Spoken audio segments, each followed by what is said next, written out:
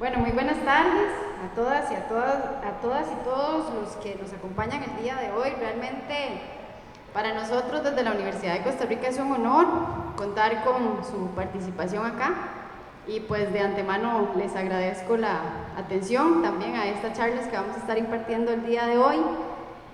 Esto, para comentarles un poco, es el resultado tanto de un proyecto de investigación como un proyecto de la Vicerrectoría de Acción Social, en donde lo que justamente buscamos es tratar de integrar la parte de investigación con vida silvestre, con el tema de educación ambiental y sensibilización a la población sobre cómo manipular adecuadamente vida silvestre, y pues también el impacto que tiene la convivencia con vida silvestre en espacios urbanos. Entonces, pues vamos a estar hablando un poco sobre el tema. Traemos hoy a dos invitadas de lujo, a la bióloga Esther Pomareda y a la doctora Marta Cordero, que pues nos van a estar acompañando el día de hoy.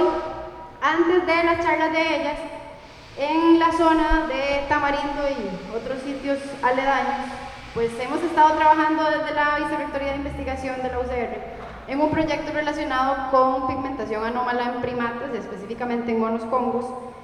Pues producto de esta investigación también salieron las visitas a las comunidades para estar impartiendo algunas charlas relacionadas con el tema de convivencia con primates especialmente y también con vida silvestre en general en espacios urbanos. Entonces hoy les vamos a mostrar un poco de los resultados. Ya este proyecto está finalizando y en realidad pues esta actividad era parte también de, tal vez como no de un cierre, porque no nos gusta decir cierre, ¿verdad? Sino que tal vez la finalización de la fase experimental como tal, ¿verdad? Y pues quisimos hacer esta actividad también para compartir un poco con la comunidad, para devolverles un poco la información que obtuvimos de estas zonas. Y bueno, para finalizar también traemos a un grupo, yo le digo musical, pero es una mezcla, ¿verdad?, entre tecnología y arte, que nos van a hablar también sobre temas relacionados con vida silvestre usando tecnología y arte. Entonces ahí se los dejo para la sorpresa. Para iniciar, hoy trajimos a otra invitada de lujo también, a doña Patricia. Paso por acá, doña Patricia. Ella es nuestra vicerrectora de Acción Social, que se vino a acompañarnos a esta actividad y me gustaría que nos diera unas palabras de apertura. Muchas gracias, María Paz. Bueno, en primera instancia un saludo cordial de parte de la Universidad de Costa Rica y en segunda instancia reiterar el agradecimiento tanto a las personas invitadas que hoy nos van a tener la charla, también como a la gente de la Acción Social, a María Paz, a la colaboradora y bueno, a Pedro y a Jania, que muy cordialmente me han invitado para ser parte de este proyecto tan maravilloso. Hoy en la mañana estuvimos en el colegio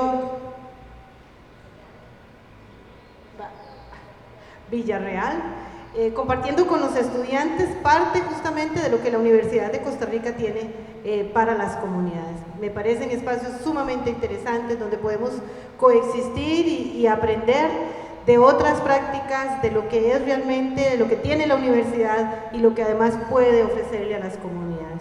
Me parece que estos espacios los tenemos que seguir fortaleciendo, por eso estoy aquí. Yo siempre pienso que la vicerrectora de Acción Social no puede estar haciendo acción social en un escritorio. Yo sé que lo mío es un poco complicado porque las agendas son muy complicadas, pero bueno, yo cierro agenda los fines de semana con tal de estar aquí. Cuando yo hablo de acción social, yo tengo que venir y hablar de lo que realmente se está haciendo en las comunidades y de lo que no dice el papel, pero sí lo dicen estas experiencias que hemos tenido el día de hoy. Entonces, agradecer, más bien, la agradecida soy yo, agradecer a estos chicos, voy a agradecer especialmente a María Paz, este amor, ese empeño de querer no solo investigar, sino venir a poner a la comunidad en ese contacto con sus investigaciones. Ahí es donde realmente el impacto de la Universidad de Costa Rica se hace presente. Así que entonces, bueno, nada más agradecer realmente este espacio y bueno, que sigan invitándome, ¿verdad? Y ojalá sigamos promoviendo este tipo de aprendizajes que me parecen que son muy significativos, no solamente para los chicos y las chicas, también para mí, para las personas que estamos aquí, sino también para las comunidades. Se vuelve entonces un proceso, ¿verdad?, de retroalimentación de aprendizajes y bueno, un tema tan necesario como es cómo convivir justamente con la vida silvestre en espacios como estos, ¿verdad? Así que bueno, felicitaciones y muchísimas gracias.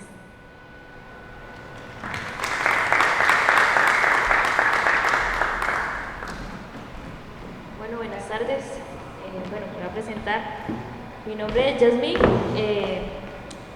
soy bióloga, estudiante todavía de antropología en la Universidad de Costa Rica. Y bueno, parte de lo que queríamos hoy era presentar acerca del proceso que hemos estado haciendo durante hace aproximadamente 2 años y medio en diferentes zonas de acá de Guanacaste, especialmente en la parte de Santa Cruz, y las visitas que hemos hecho a diferentes fincas donde hemos interactuado tanto a nivel social, dado un impacto a la educación ambiental y también sobre investigación en estas zonas.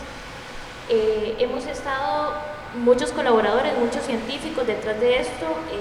De mi parte vamos a hablar acerca de un poco del proceso que hemos estado realizando como investigadores en el área de investigación.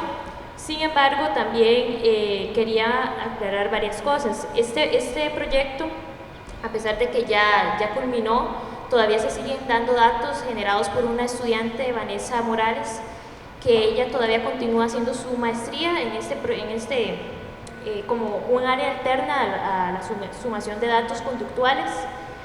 Entonces, por esa razón todavía no se ha culminado en realidad todos los datos que están ingresando en términos de investigación, y por lo tanto, hasta que ella culmine y pueda brindar también como parte del proceso que hemos estado realizando en monos con pigmentación anómala, vamos a dar por finalizado y empezar ya la divulgación del artículo científico. Ahorita principalmente lo que voy a hablarles es como el proceso que hemos estado haciendo, las colaboraciones y todos los datos que nos están indicando como cuál podría ser la respuesta a esa anomalía. Como menciono, solo son datos todavía no finalizados, pero sí nos están dando ya los indicios de qué es lo que está pasando con estas poblaciones de primates. Y bueno, el tema central de la investigación es influencia de los pesticidas sobre los cambios en la pigmentación de los monos aulladores, Alouatta palliata, guiados por varios investigadores. En este caso pues yo les voy a dar la presentación, y nada más quiero que vean al lado izquierdo lo que es la pigmentación variable de extremidades, que eso es lo que se considera como PVE, que es lo que básicamente hemos estado monitoreando en estas zonas. Y al lado izquierdo de ustedes podrán notar lo que es una pigmentación total. De igual manera son las mismas coloraciones, son coloraciones no amarillentas, sino más bien como anaranjadas, y bueno, que se presentan tanto a nivel total del individuo como a nivel parcial. Entonces hemos estado monitoreando básicamente 4 tropas en su inicio, y nos quedamos con 3 tropas, una en una finca llamada Finca Owen, en la cual son poblaciones muy grandes porque la carga del ecosistema donde nos brinda es una zona bastante grande, a pesar que tristemente la deforestación ahorita está haciendo estragos en esas áreas. Y las demás son 2 tropas que se le consideran independientes debido a la parte conductual que ellos presentan, que se traslapan en ciertos momentos en una finca llamada Finca Josema, que es una de las áreas que se está monitoreando. Voy a hablarles acerca, bueno, sabemos de la coloración del pie y el pelaje, que fue los indicios que nos hizo abarcar la investigación como tal, en que se estaba viendo estas anomalías y esas repercusiones. Principalmente uno de los individuos más notables es uno que se le ha llamado César, que se ubica en el área de Caño Negro, totalmente, que es el que estamos viendo ahora al lado izquierdo, totalmente amarillo, incluso piel y pelo. Y eso fue los indicios que nos hizo buscar, en cierto modo, cuáles eran las principales fortalezas y habilidades que podíamos encontrar en las tropas de monitoreo. Entonces, bueno, ¿por qué Guanacaste y no otras áreas o otros lugares donde también habitan los primates como el Alouatta palliata o mono congo? Fue principalmente por la cantidad de incidencias que hay con respecto a esta pigmentación. Entonces esas normalidades en la pigmentación en animales fue la que se hizo más notable, y como les estaba mencionando, lo que recalca mucho ahorita, como no hemos encontrado individuos acá en Guanacaste que tengan esa similitud como en el que, dado el caso del individuo de César, que es totalmente, sino más bien por pigmentación variable de extremidades, Y el posible efecto y la razón que más surgió era saber la primera hipótesis que se le dio a esto, que fue los pesticidas tienen o no tienen relación con este tipo de anomalías. Y principalmente se le estaba afinando, ¿verdad?, diciendo que una de las posibilidades del por qué estos animales estaban presentando esa pigmentación era a causa de los pesticidas que se ubicaban cerca de las zonas donde ellos habitaban, y por la alimentación o contacto de estas moléculas, por acumulación o etcétera, se había afectado el ADN de una u otra forma. Entonces esa fue una de las principales hipótesis que nosotros teníamos que ver si eso era cierto o era mentira o qué es lo que estaba sucediendo. Entonces para eso teníamos que llegar a las fincas, ver el potencial que tenía cada tropa, los potenciales, la estructura social, la estructura a nivel de patrones de alimentación, ¿verdad?, que era principalmente para saber si había o no había una afectación directa de estos pesticidas, y por supuesto mandar a analizar muestras de pelo, de piel y también de algunas de las plantas que ellos consumían frecuentemente. De ahí recalco la importancia que tenía esto de saber los patrones alimenticios de ellos para saber cuáles de la alimentación que ellos tenían disponibles en su área eran las más frecuentes de su uso. Entonces, eso suena muy fácil, pero en realidad sí era bastante complejo, porque eran horas de monitoreo que empezábamos desde las 6 de la mañana hasta las 7 de la noche. Una hora continua, todos los días, durante 5 días, con las tropas de estudio. Entonces, eso nos aseguraba tener bastantes datos de consumo, de alimentación y conducta para evaluar este tipo de poblaciones. Entonces, la determinación de los plaguicidas en el pelo de los animales fue uno de los focos en que se enfocaron esta primera fase, porque eso hay que aclarar, este proyecto todavía no ha terminado porque quedan otras hipótesis que abarcar todavía, pero la hipótesis que queríamos recalcar en esta es: ¿hay o no hay una relación los plaguicidas con respecto a la pigmentación? Después de eso se analizaron los datos conductuales y surge lo siguiente: ¿cómo se ha desarrollado este proyecto? Básicamente, eso es lo que les menciono, es un proyecto que viene desde un área de análisis conductual, alimenticio y también de la estructura social que ellos se componían. Basado en eso se mandaron a hacer los análisis respectivos para saber si existe o no existe una correlación de los plaguicidas con todos los análisis, y también con respecto a las plantas que se enfocaban. Entonces también se les hizo sus análisis, que es una prueba donde identifica cualquier tipo de agroquímico que fueron enviados al SICA para saber, y también otros en la Universidad de Chile, si no me equivoco, también se están analizando unos datos.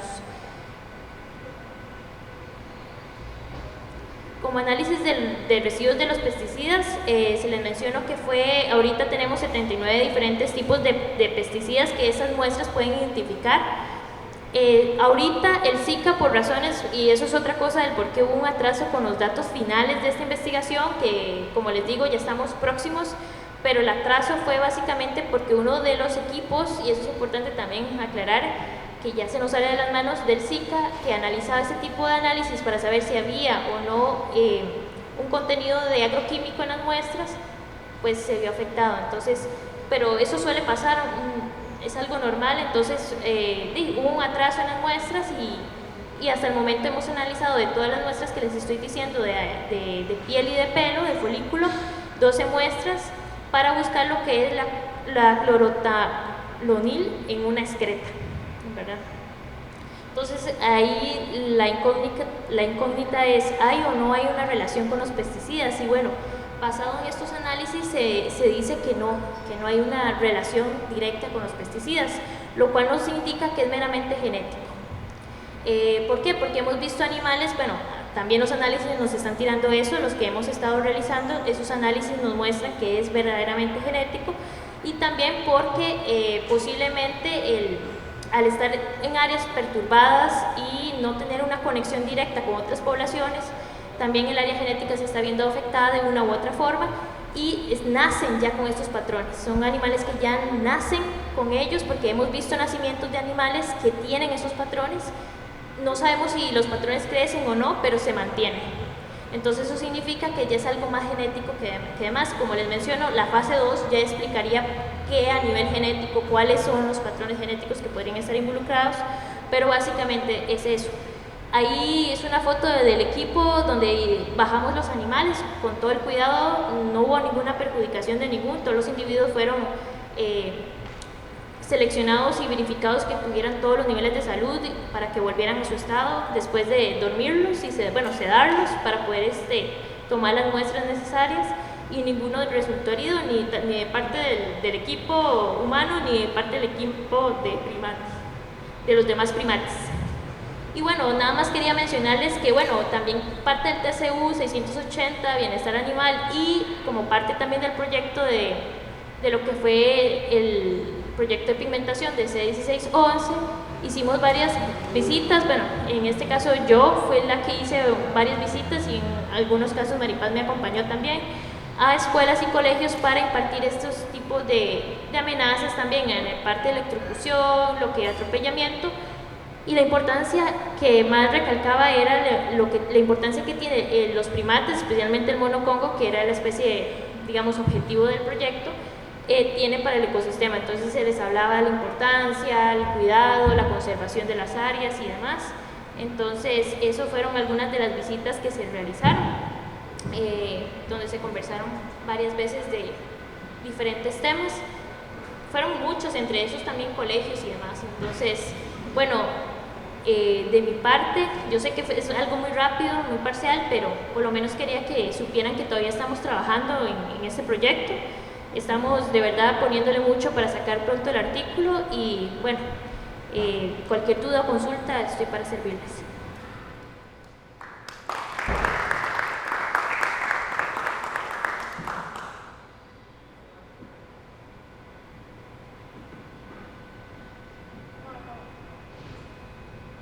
Muchas gracias a Yasmín por ese resumen tan veloz de un proyecto que ha sido ya 3 años, ¿verdad, Yasmín?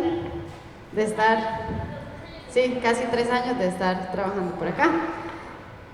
Nada más por aquellos, si alguien en algún momento quiere hacer alguna intervención, una consulta, ¿las expositoras tienen algún problema con que intervengan? No, ok, pueden intervenir cuando gusten. Creo que... Bueno, buenas tardes. Mi nombre es Esther Pomarea, yo soy la bióloga regente del Centro de Rescate de las Pumas, que está ubicado en Cañas, Guanacaste. Y bueno, yo vengo a hablar un poquito de datos, de números, para entender un poco de qué es nuestra labor y qué son estas interacciones que se están teniendo con la vida silvestre y un poco los proyectos que hemos apoyado también en este tema. Nosotros... ¿Por qué no se pasa?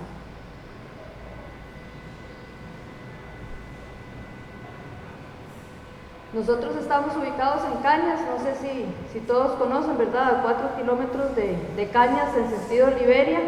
Es un lugar que tiene más de 30 años de existir. Yo creo que tanto Marta como yo, pues ya tenemos, Marta tendrá 20 años y yo tendré cerca de 16 años. Y bueno, vimos un poco cómo el lugar fue cambiando desde que doña Lili y don Werner tenían y habían fundado el lugar. Pues hemos ido adecuándonos también a las nuevas regulaciones, a las regulaciones existentes en ese momento, y pues hoy somos un lugar que nuestra misión se ha mantenido, ¿verdad? Tratar de que los animales que recibimos vuelvan a su hábitat.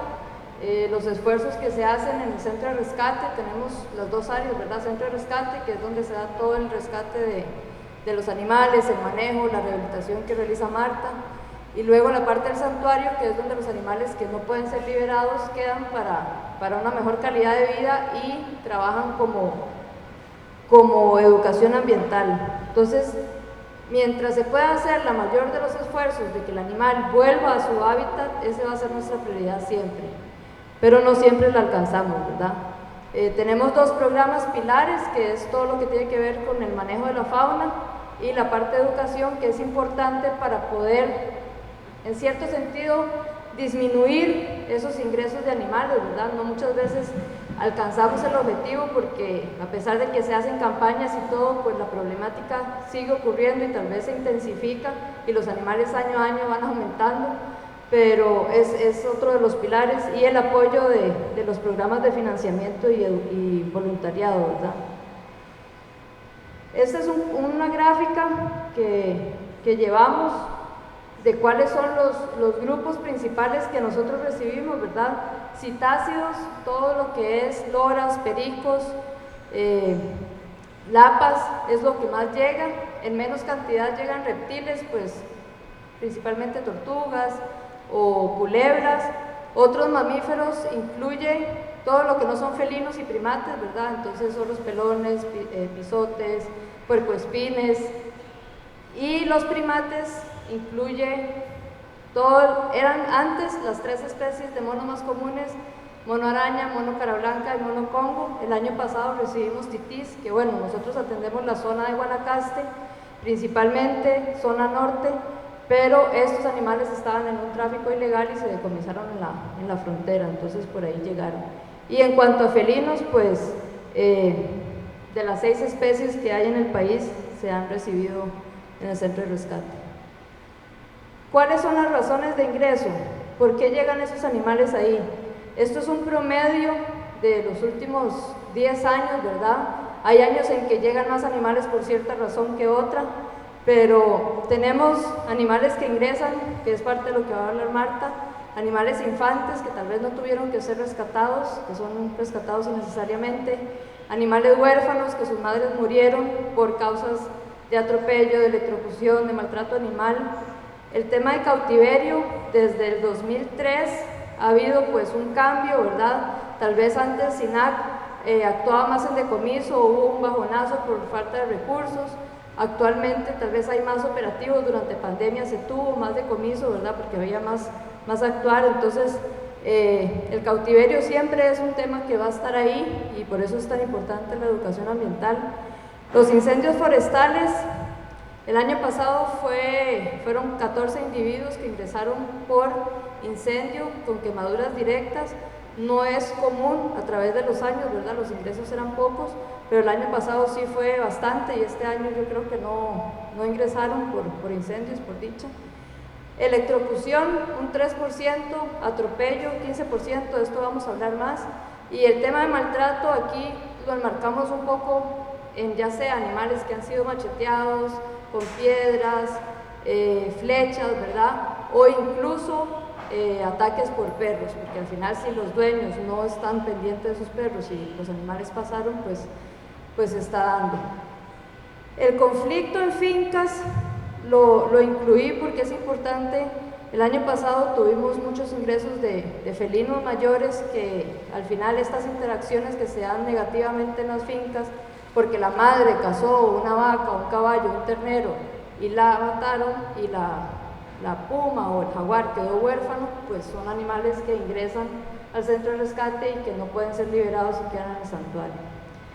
A veces los animales llegan y nos dicen, lo encontramos herido. Entonces, ante esas historias tenemos que seleccionarlo como un animal silvestre herido sin determinar realmente la causa, que a veces Marta no sabe por qué fue que pues, se halló con la fractura del ala, ¿verdad? O viene una cortada, pero no sabemos realmente la causa directa.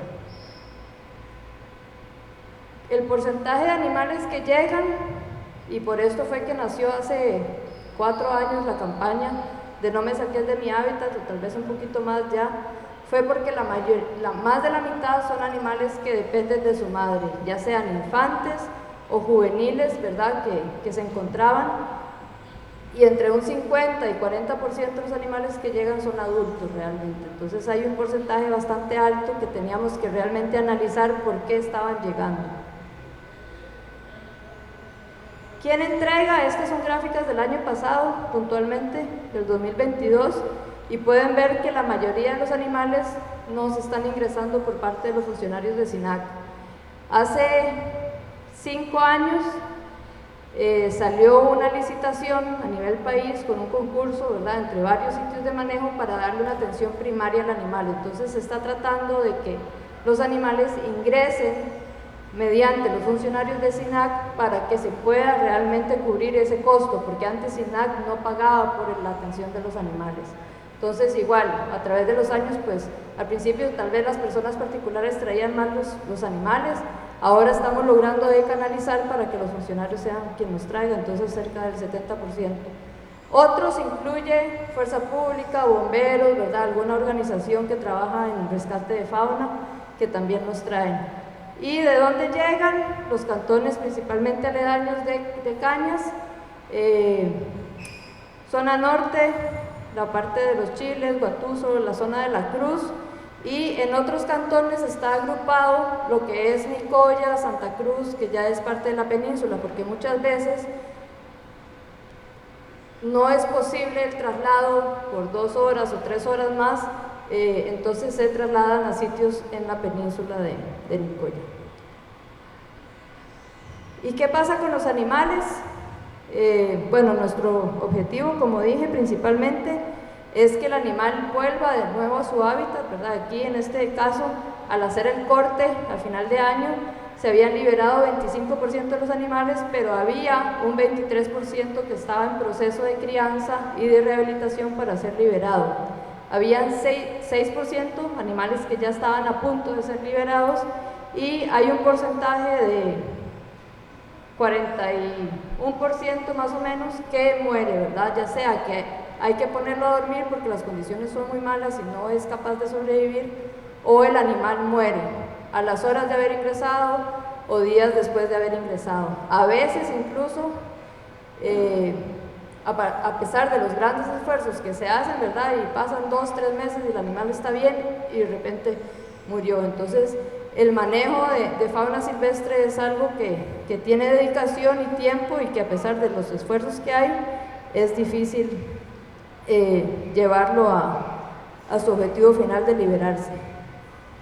Esto con respecto a los felinos que han ingresado desde el 2003 al 2023, son 20 años que tenemos de datos, ¿verdad? De cuántos animales han ingresado, son 124, de 5 especies.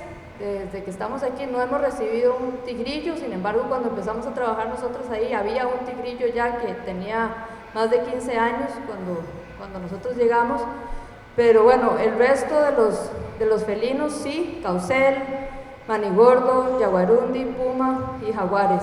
Y ahí pueden ver un poco la distribución, que pues aproximadamente un poquito menos de la mitad han logrado ser animales que se han liberado. Algunos pues han tenido que ponerse a dormir, principalmente animales que llegan de atropellos o que están tal vez en un conflicto en una casa, animales muy viejos, llegando, en el caso de los manigordos, a comer gallineros, o que vienen con enfermedades virales, ¿verdad? Que mueren.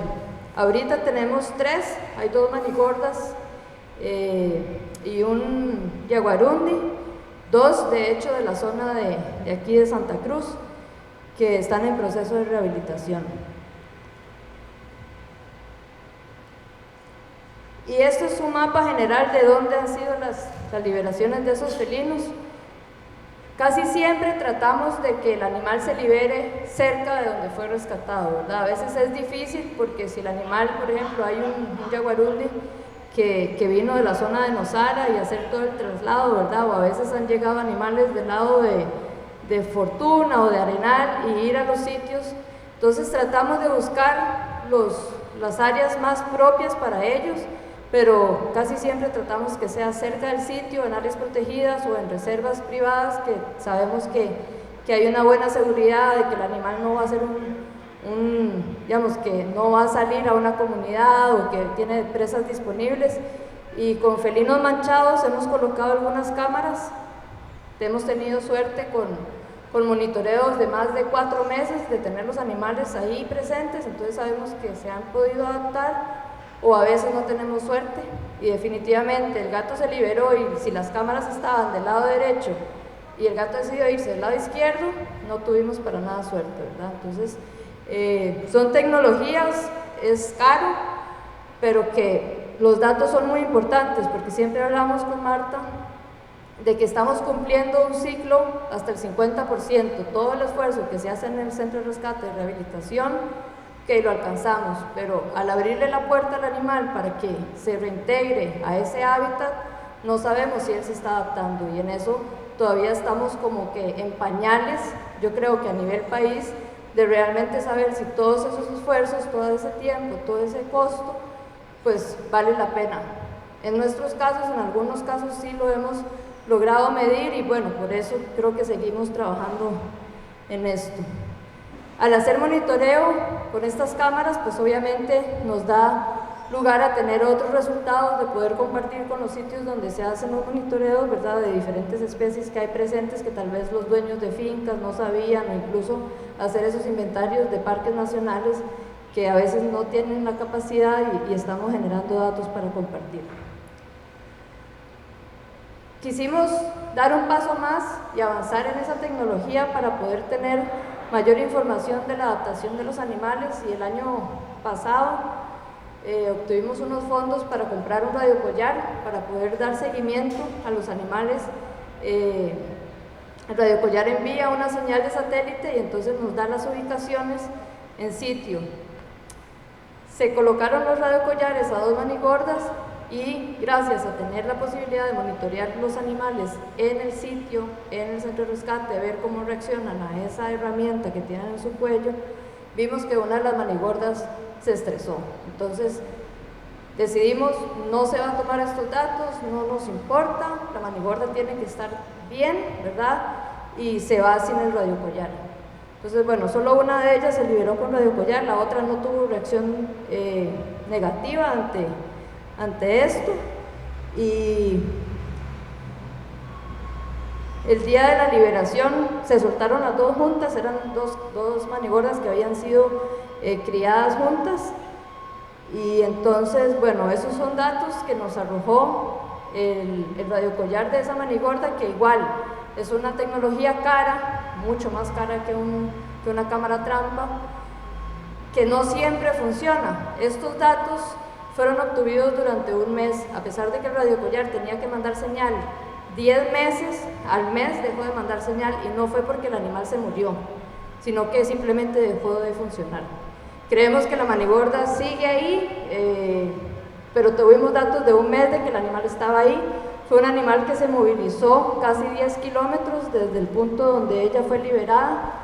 Estos son como primeros datos, todavía no hemos hecho la publicación científica, pero bueno, es importante compartir, ¿verdad? Ella se liberó aquí, ella estuvo explorando mucho la zona donde estaba, todo esto es bosque, esto ya es frontera agrícola, entonces pueden ver que ella no se salió, y iba y venía, ¿verdad? El patrón, ella sale y cruza el río, se vuelve a meter y vuelve a salir y se mantuvo aquí. Estos fueron como los últimos sitios. En todo eso ella recorre casi 10 kilómetros y haciendo un polígono, toda esta área son 1.300 hectáreas para un manigordo, que normalmente no tenemos esos datos, ¿verdad? Pensamos que los manigordos andan en 400 hectáreas, 600 hectáreas, ya 800 y 1000 es bastante, pero bueno, es parte del comportamiento de que es un animal nuevo en ese ecosistema que tenía que buscar recursos, establecerse, que hay otros competidores, ¿verdad? Otros manigordos, y bueno, al final son datos importantes. Lamentablemente perdimos al mes señal de ella y bueno, tenemos que publicar. Esto iba a esta filmina, esto es con respecto a los animales atropellados que hemos recibido en las pumas, que es como la causa de ingreso es un 15 a un 20%, varía por año, pero muchos de los animales pues llegan por este impacto, y aquí pueden ver como el total de animales recibidos por año en los últimos 6 años y la cantidad que llega por atropello específicamente. ¿Qué especies? Lo más común, ¿verdad? Algunas lechuzas de campanario, tucanes, manigordos, monos, otras aves, zorros pelones, pisotes, pero vemos que en total son 23 especies que nosotros hemos ido registrando que llegan por atropello, 23 de mamíferos, 40 especies distintas de aves, y de reptiles pues principalmente tortugas y garrobos. Pero no se lee muy bien. Quería explicar esto, ¿verdad? Las carreteras son un gigante dormido, que no son selectivas. La cacería es selectiva, vamos tras el venado, el chancho, el saíno, el tepezcuincle, principalmente. Las carreteras atropellan desde lo que es un insecto, bueno, las carreteras no, pero generan el impacto de que desde que es un insecto, un anfibio, ¿verdad?, hasta los grandes mamíferos como dantas, felinos grandes, todo se va realmente en la tira. y desde hace 11 años hemos venido trabajando con el gobierno para poder mejorar estas carreteras. Este es un video, no sé si lo voy a poner, pero bueno, en el suelo estaba esta mona esta es la calle que sube hacia Bijagua, está a 1 kilómetro de nosotros, y aquí había una mona recién atropellada, ella estaba viva, y bueno, mientras llegamos, ella subió y a los 2 minutos cayó muerta. Este animal es un mono congo, un macho adulto que lamentablemente se cayó del paso de fauna a la carretera, ¿verdad? Entonces, también es importante saber que todas estas medidas que se hacen los esfuerzos de colocar no vienen a solucionar por completo el problema. Yo creo que en este caso había llovido mucho, la tropa estaba aquí en el árbol y él simplemente se resbaló y bueno, tal vez quedó vivo y otro carro lo terminó de matar, ¿verdad? De los felinos que hemos recibido, de esos 124, bueno, estos son los últimos 11 años, son 88, 22 de ellos fueron por atropello directamente, y de esos solo 9 lograron sobrevivir, tal vez porque no venían con fracturas muy fuertes, tal vez eran golpes leves o el ojo expuesto, ¿verdad? Pero vean que más de la mitad tuvieron que ser eutanasiados o murieron, como el caso del muchachón. El muchachón duró casi 8 horas vivo, y cuando Marta empezó a dar el tratamiento, ya él estaba ya reventado por dentro y no había forma igual de salvarlo, ¿verdad? Las hemorragias eran muy fuertes. Estos son animales que han llegado vivos y que por ejemplo, se mandó a la Universidad Nacional y a los 3 días se decidió eutanasiar porque no reaccionaban las piernas. Este estuvo vivo casi 3 meses, estaba ciego, se desinflamó del golpe, ¿verdad? Que no se ve ninguna fractura, pero un día amaneció muerto. Y esta otra no parecía nada, no movía las piernas, y cuando se hicieron las placas con Marta vimos una pequeña lesión en la columna que no había forma de repararla, ¿verdad? Entonces muchas veces por fuera los animales no parecen estar tan dañados, pero sí.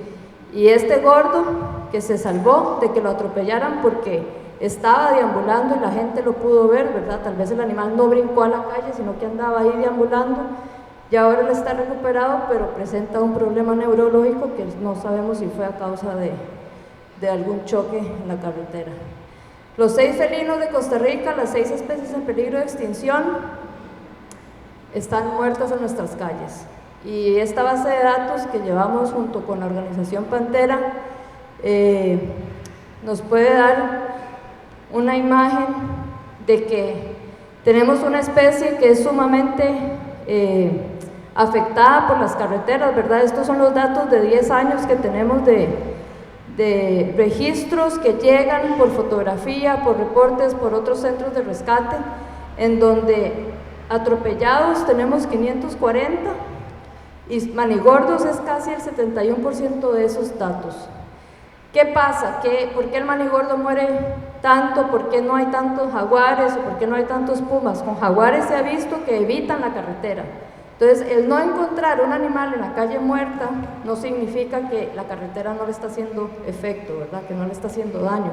Más bien el jaguar se aleja y eso obviamente parte y hace una fragmentación y un aislamiento de la población. Los datos son similares en cuanto a animales que sobreviven, en general con el patrón de las pumas, ¿verdad? Un porcentaje alto son animales que atropellan y de los cuales muchos mueren, y los que llegan vivos a centros de rescate son muy pocos los que logran ser liberados. Y estos datos los generamos no las pumas, sino un conjunto de personas que cada vez que encuentran un animal pues lo reportan. Lo que va del año ya van 25 manigordos atropellados en todas las rutas de nuestro país, y estamos teniendo más o menos 4. Esto es lo que llega con foto. Lo que se roban o se muere en las rondas si no detectamos, no sabemos. Entonces probablemente estos datos son mucho más altos. Y hizo un ejercicio de dónde estamos, ¿verdad?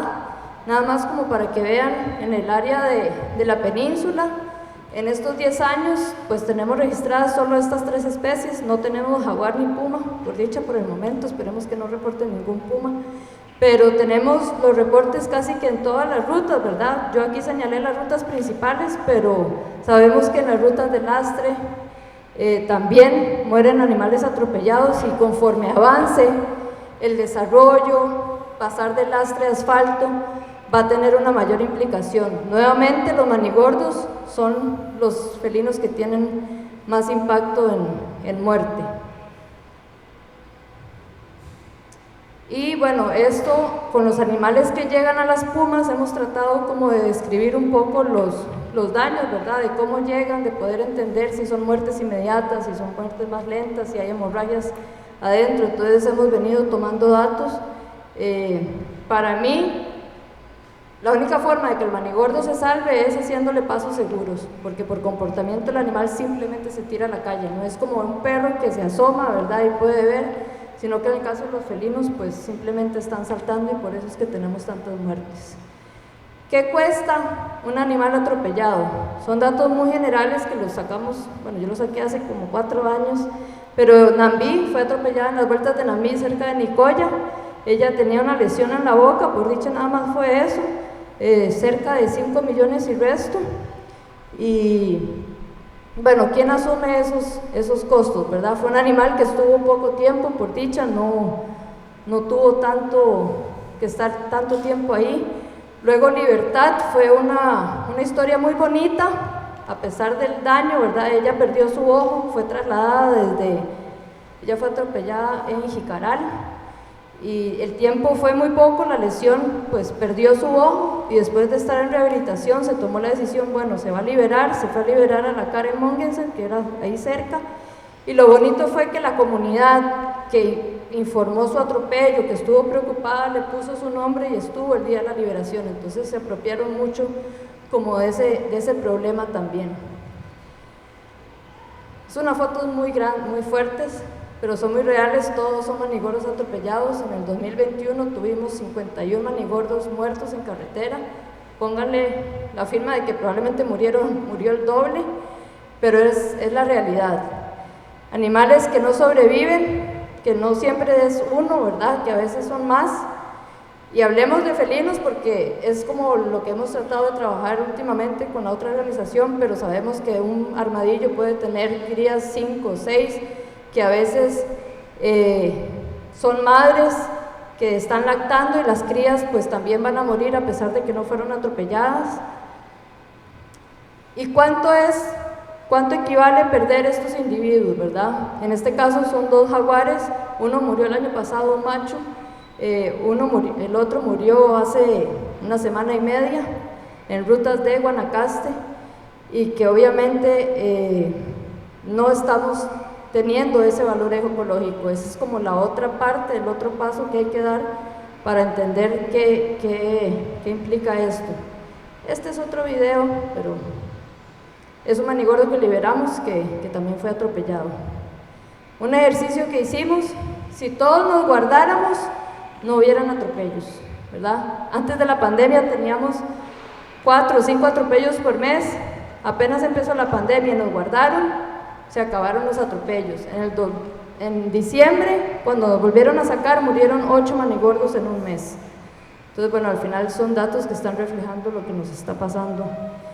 Y lo apuntamos mucho a un tema de seguridad vial, de que los animales no saben que tienen que frenar al ver una calle, que ellos siguen su camino y que nosotros tenemos que trabajar porque no hemos cobrado vidas humanas, pero hemos cobrado accidentes de personas que han terminado en el hospital, y que la señal no es una medida. Eso es un atropello real, es una manigorda enfrente de la señal de cruce de fauna, que al final es la opción de educación de que si yo veo la señal voy a bajar la velocidad, pero muchas veces no lo hacemos. Hay una aplicación que se puede bajar para hacer reportes de atropellos que se ha venido alimentando, y lo que ha venido trabajando el país en construir pasos, es construir estructuras que ya están siendo utilizadas por diferentes especies, pero que obviamente son en proyectos nuevos. Toda la red vial son 43.000 kilómetros, Y estos proyectos son menos de 1000 kilómetros que se han venido haciendo, entonces todavía nos falta mucho más.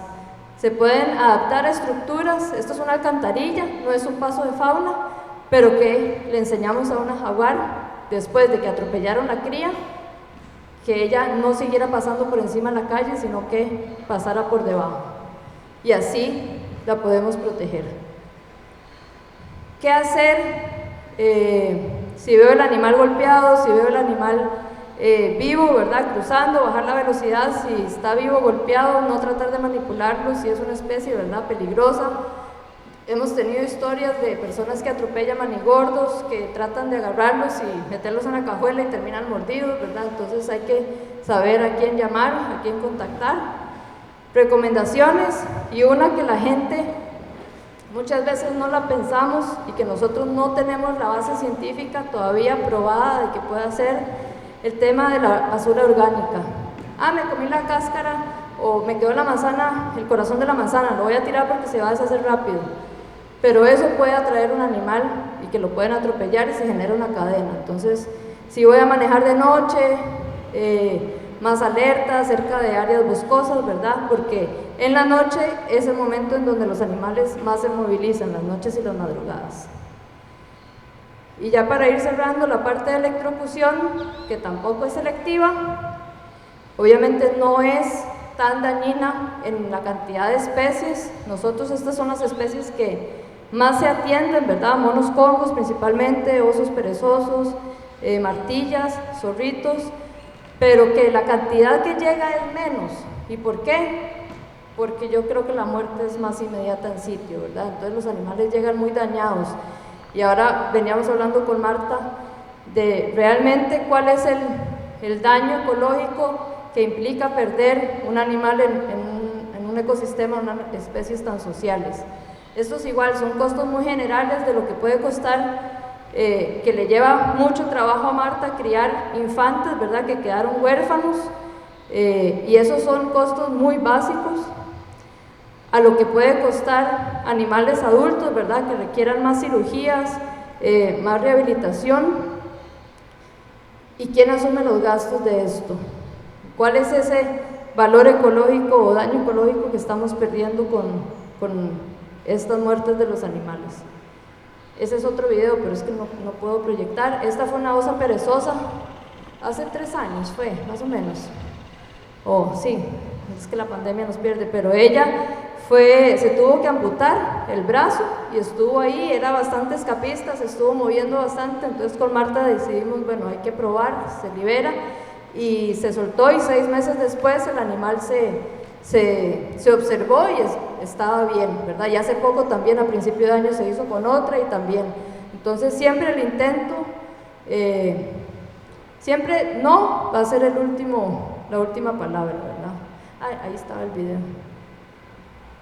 Bueno, y por último el rescate de infantes, que yo no voy a hablar de eso porque Marta va a hablar sobre qué hacer con estos bebés, nada más que iniciamos esta campaña, ¿verdad? Porque la mitad de lo que nos llegaba eran bebés y solo del 8 al 10% eran huérfanos. Entonces habían muchos animales que se estaban rescatando sin necesidad de hacerlo. Y para eso ya le doy la palabra a Marta.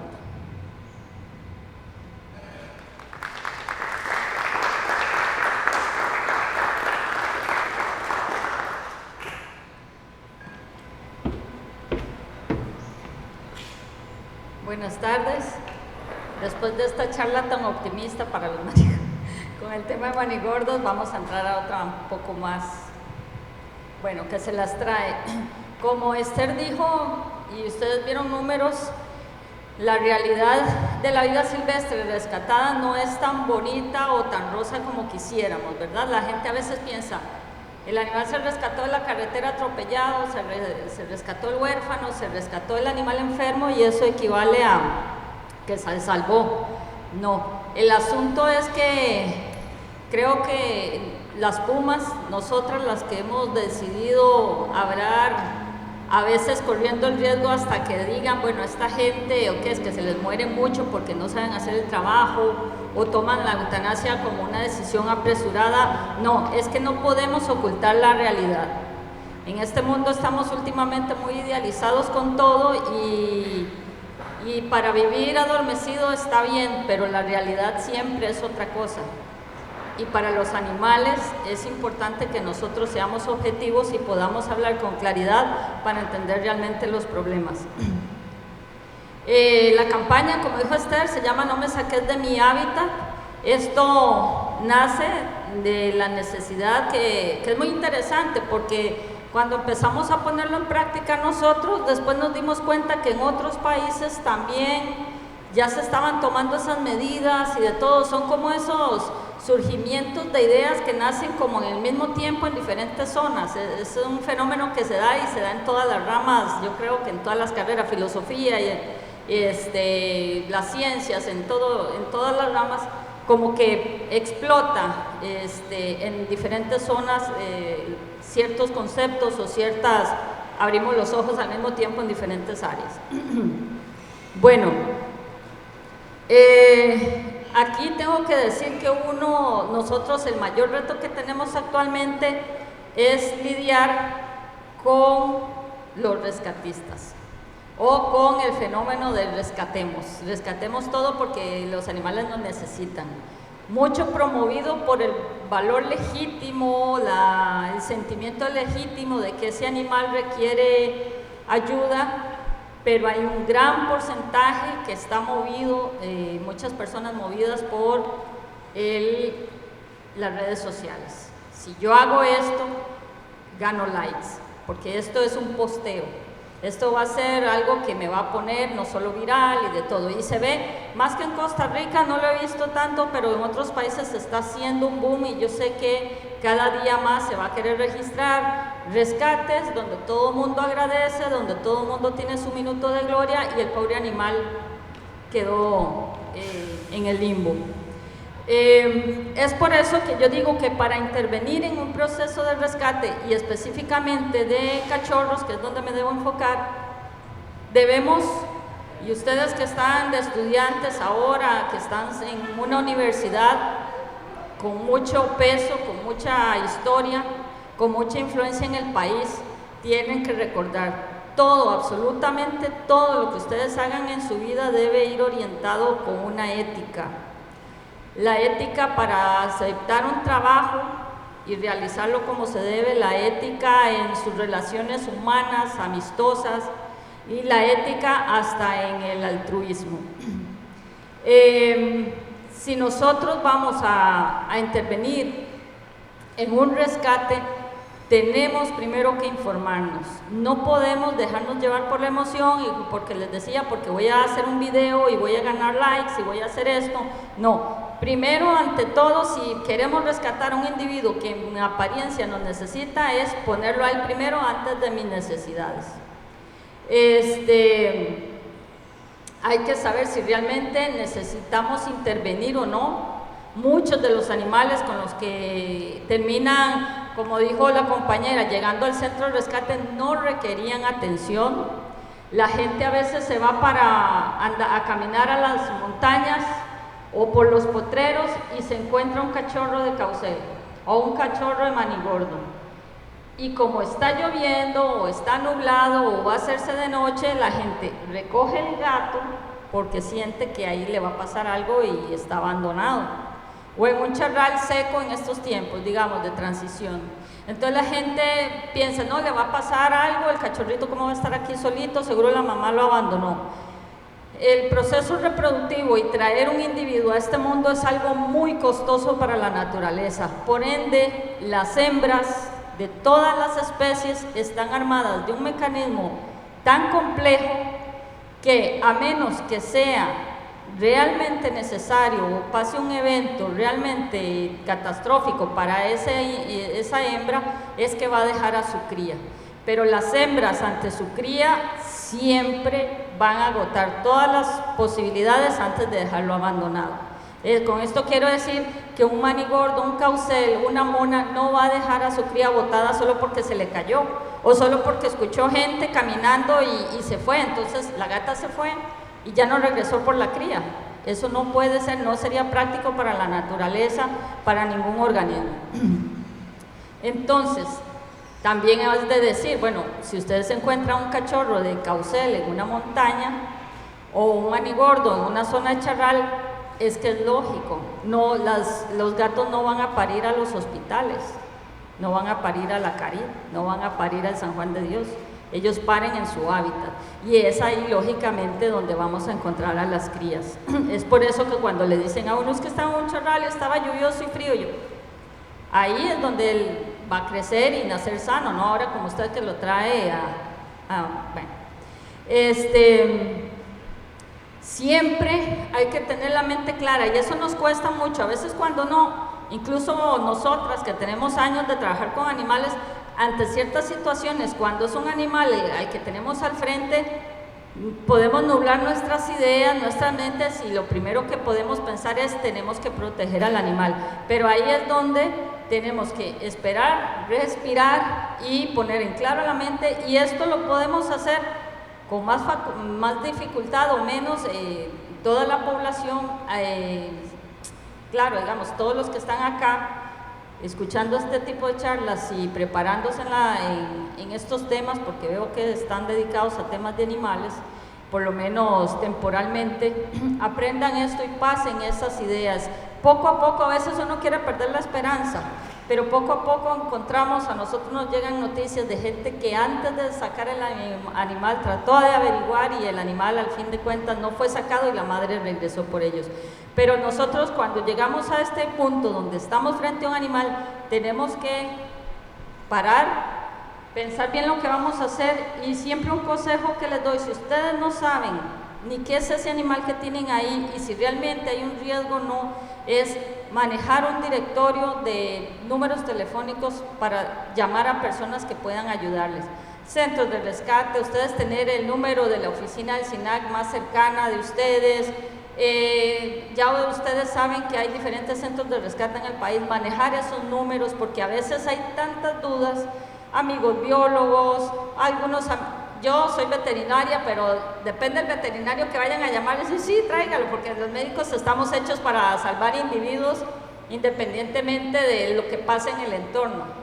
Solo ya cuando tenemos experiencias en estos que trabajamos de manera más integral, pero combinar esas conexiones, esos que pueden ser amigos, profesores y todo, siempre va a ayudar. Definir nuestro papel en el proceso, como siempre todo el mundo critica, nosotras somos a veces, no voy a decir víctimas, pero a veces somos atacadas porque si decidimos, las indicaciones que damos es no saque al animal, déjelo ahí, hemos recibido grandes críticas de que es que no queremos hacer nada por el animal, hay otros que dicen deberían de hacerlo mejor, pero nunca colaboran y a la hora de hacer las cosas, como ven la fila, no hay nadie. Son unos cuantos los que están dispuestos a llegar a las últimas consecuencias en un proceso de estos. El proceso a este que me refiero, no saques de mi hábitat, podríamos decir que son procesos preventivos, pero más efectivos que el proceso del animal ya en el centro de rescate. Y es por eso que nosotras, enfocándonos en eso, por los años de experiencia que tenemos, a nosotros nos encantan los felinos, nos encantan los monos y todas las especies con las que trabajamos, pero para nosotros es doloroso que nos llegue una cría o un cachorro que no se necesitó ahí y se vuelve ese animal para nosotros un trabajo incómodo, no por el animalito, sino porque sabemos que mientras nosotros estamos trabajando con él, hay una madre buscándolo que le podría dar mejor atención, indudablemente, un entrenamiento adecuado para la vida y ese animal efectivamente estaría en su hábitat siendo exitoso, no pasando un proceso con nosotros en que muchas veces, por más que intentemos hacer las cosas bien, es innegable que se inhiben o se apaciguan comportamientos que ese animal requiere para vivir libre. Los cuidados pediátricos generales, cada caso es diferente y puntual. El conocimiento de la especie es muy importante, el comportamiento biológico y parenteral. No sé si puedo explicar esto, a veces la gente se siente muy tranquila cuando encuentran al animal y lo llevan a un centro de rescate. Sienten que hicieron una gran cosa, pero el tema es que si supieran que esa pelotita de carne, ese organismo que llevan ahí, tiene una serie de necesidades intrínsecas, innatas, que deben ser activadas por la socialización de su misma especie y su mismo entorno, entenderían que lo que llevan ahí es un mini universo, que por más que hayamos personas dedicadas a eso, jamás llegaremos a explotar ese potencial de ese mini universo para que sea exitoso en su medio. Claro que nosotros lo vamos a intentar hasta la muerte, de que ese animal regrese a su hábitat con las mejores herramientas que le podamos dar, pero no está en nosotros poder desarrollar toda su neurobiología, toda su física, para poder, comparándolo con los padres.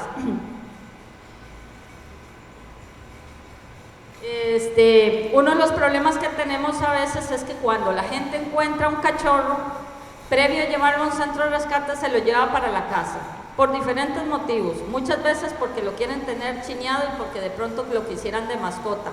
Es con el pasar de los días, que porque el animal se enferma con diarrea o no quiere comer o les empieza a hacer daños en la casa, es que deciden llevarlo.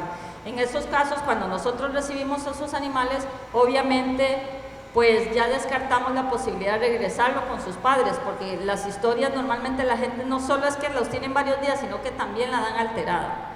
Dicen, tengo 2 días de tener el animal y el mono anda aquí y no quiere andar en otro lado. Ese mono tiene por lo menos una semana, si hablamos de congos. O no, es un perico que recién encontré y usted lo agarra y huele a perfume y está bien, da la patita y todo. Entonces este tipo de cosas ya nosotros sabemos, o la ardilla que se le sube a morderle la oreja a uno, ya uno sabe que esos animales han estado varios tiempo con las personas. Estas personas pueden insistir en que está recién encontrado, pero uno ya por la expertise que tiene sabe que con esos animales ya no vamos a pasar por el proceso de regresar con ellos. En los casos de que el animal está recién llegado y muestra todas las características y la persona muestra una sinceridad completa con una ubicación geográfica, en esos casos nosotras siempre tratamos de, conjunto con el SINAC, regresar ese animal al hábitat y esperar a ver si la madre regresa. Bueno, con los cachorros presentan las necesidades que puede presentar cualquier infante, humano o animal. La temperatura y una dieta adecuada. Uno de los grandes temas que tenemos es que a veces la gente se cae en pichones, lo recogen. Nosotros en ese caso, y nos ha funcionado muchas veces, es con carpinteros, con la lechuza, ¿verdad? Hemos hecho con muchas aves, reponer el nido o meterlos en una caja resistente, guindarlos cerca del árbol donde estaba el nido y ahí terminan criándolos. Pero muchas otras personas, ¿qué hacen?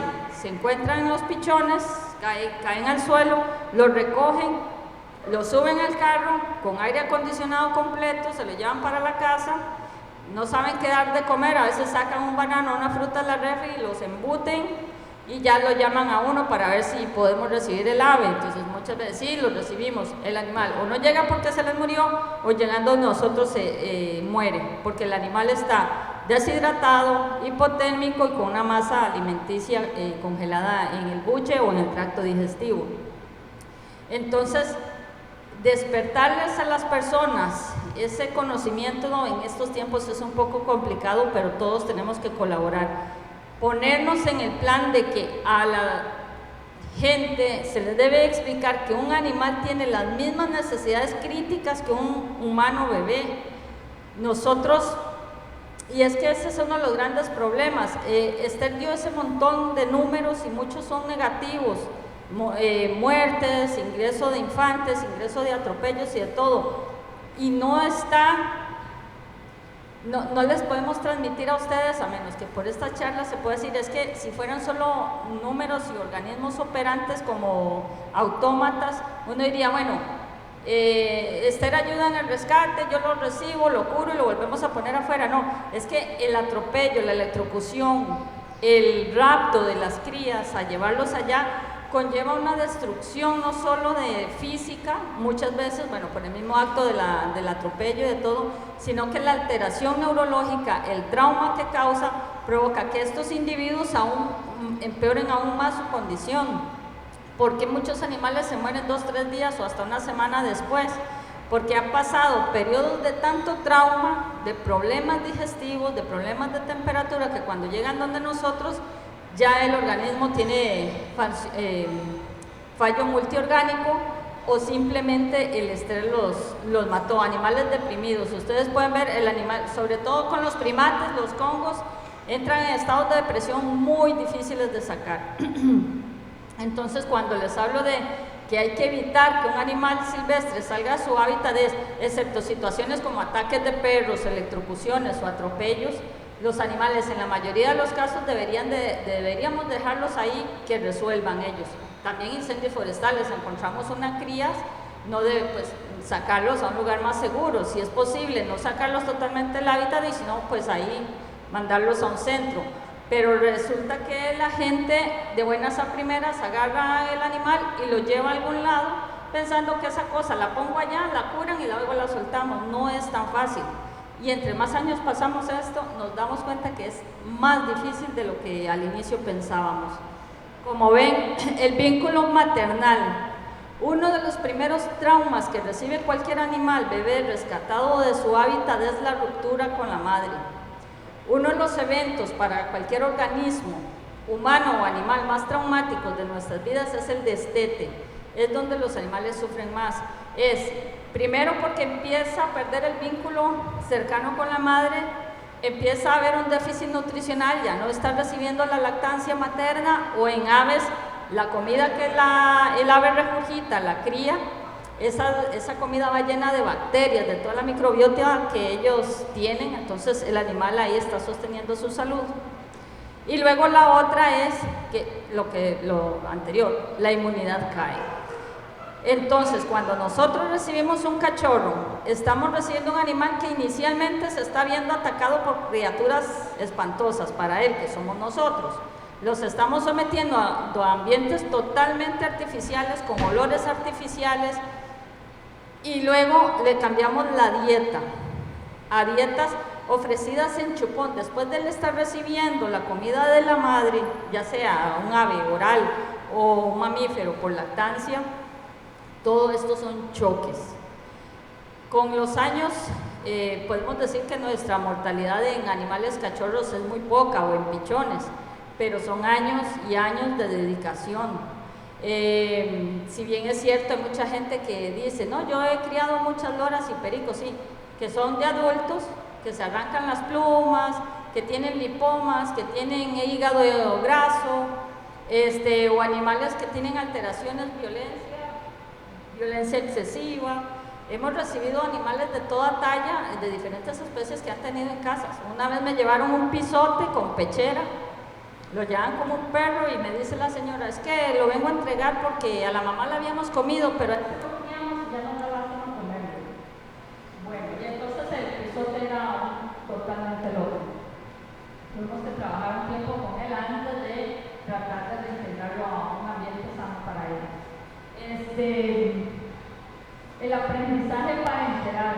Nosotros, por más que intentemos, lo que hacemos es, por ejemplo, felinos.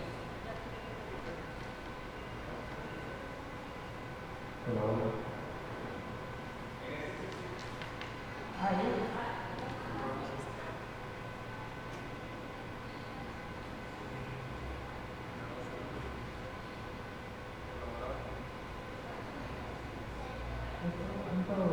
¿Verdad que no? Ya lo sé.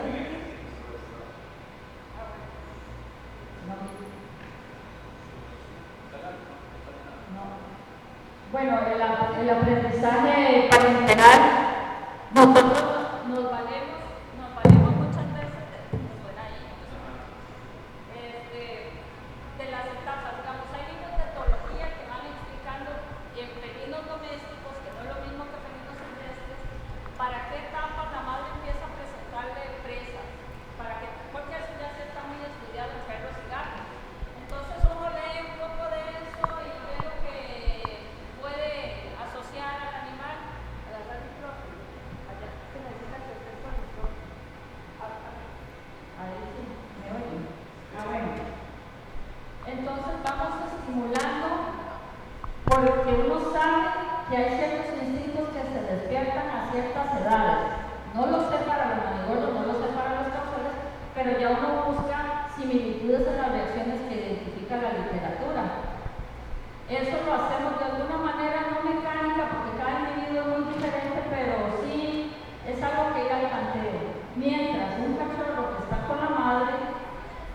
naturalmente se va dando con fluidez este comportamiento. La madre sabe cuándo exponerlo a la comida, cuándo exponerlo a la carne, si empieza primero con aves o con roedores.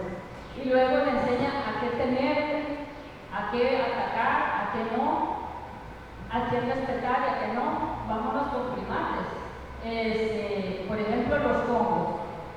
Cuando un conguito nace, está totalmente adherido a la madre, pasa los primeros meses de vida muy adherido a la madre y luego ya empiezan a separarse, siempre cerca del cuidado de la mamá, de las tías, el papá anda por ahí y de todo. Cuando esos chiquillos ya empiezan adolescentes, sobre todo los adultos, los machos, perdón, ya empiezan a ser vistos con malos modos por parte de los machos más grandes de la tropa, pero mamá está ahí defendiéndolo. Entonces, ese machito que se va criando con bríos de macho sabe que él tiene un lugar en la tropa, que tiene que respetar a sus mayores, que si se pone un poco tonto, si se aleja mucho de la madre, va a recibir de parte de los más grandes un poco de agresión, entre agresión y juego, y así va creciendo entendiendo que hay una autoridad hasta que él es expulsado. Y en ese periodo que expulsan a esos animales de la tropa, puede aumentar la mortalidad porque están vulnerables y no hay tropa que los defienda y otros machos de otras tropas los pueden atacar. Pero en ese periodo de aprendizaje con su familia entendió que hay jerarquías. Cuando a mí me llevan monitos, me llevan 1, 2, 3, 4 congos, los voy criando todos, pero todos son bebés, todos son infantes, tal vez de menos de 6 meses, todos se van criando sin un adulto que les diga respeten. Usted al macho no le habla así, o a mamá no lo muerda así. Ellos, entonces, ¿qué es lo que pasa? Sí, nosotros podemos llevar primates a la etapa adulta, pero sin un patrón de comportamiento social adecuado, y por eso les va a costar mucho socializar. No digo que no se lleguen a integrar a grupos, pero cuando ustedes oyen que un proyecto dice, sí, aquí recibimos congos y luego liberamos tropas, ajá, pero están liberando tropas de gente casi delincuente, por decirlo así, sin que sonarlo sin satanizar, pero es sin orden jerárquico, y a veces el más pillo, el que se tira al suelo, el que hace más mala crianza es el jefe y todo el mundo lo quiere copiar. Entonces todos los monitos adquieren ese comportamiento que es indeseable en la naturaleza, pero como no hay un adulto que les guíe ni en cómo se come, ni a quién se enfrentan, ni a quién tienen que huirle, esos monos son torpes. Y esas tropas normalmente están los individuos más pellizcados, que normalmente pueden ser las hembras, son las que se pueden terminar integrando a un grupo donde son bien recibidas, siempre y cuando mantengan un comportamiento medianamente adecuado. Con los machos probablemente ninguno logre menos tener un puesto de alfa o al menos ser aceptado, porque son machos que no saben interactuar con otros machos y van a muchos de estos a morir en el intento. Entonces, cada vez que una cría de mono se cae del suelo, yo les digo a las personas, si tienen que esperar 6 horas, esperen. Es más, váyase, si es en media montaña que se cae un mono, déjelo, usted vaya y siga su vida, que la tropa se encargará de recuperar a ese chiquitito. Porque es que la gente dice, es que ya pasaron 10 minutos y no baja, es que ya pasó 1 hora y sigue bonito ahí porque está medio adormecido. Claro, el sopapo a veces quedan inconscientes, pero es mejor que se quede ahí, que si ese mono se recuperó y la tropa lo recogió, ese mono tiene mucho mayor posibilidad de llegar a tener una vida sana y exitosa y adulta y productiva en el ecosistema, que sacarlo inmediatamente solo para asegurarle la vida en un momento a un centro de rescate. Trabajamos para centro de rescate, pero estamos diciendo que el centro de rescate no es la solución. O sea, la solución primero es la prevención, con atropellos prevención, con ataque a perros prevención. Nosotros deberíamos ser los últimos en la fila para cualquier animal. Que ese animal se lleve solo cuando es extremadamente necesario. La crianza no es tan fácil, no se puede hacer por cualquier persona, implica días, noches, sábados, domingos, 31 de diciembre, 25, no hay Semana Santa, o sea, son procesos de mucho involucramiento. Al principio uno es más sentimental, llora por cada animal que se muere, luego se va haciendo un poco más duro y entendiendo que estamos luchando contra la naturaleza muchas veces.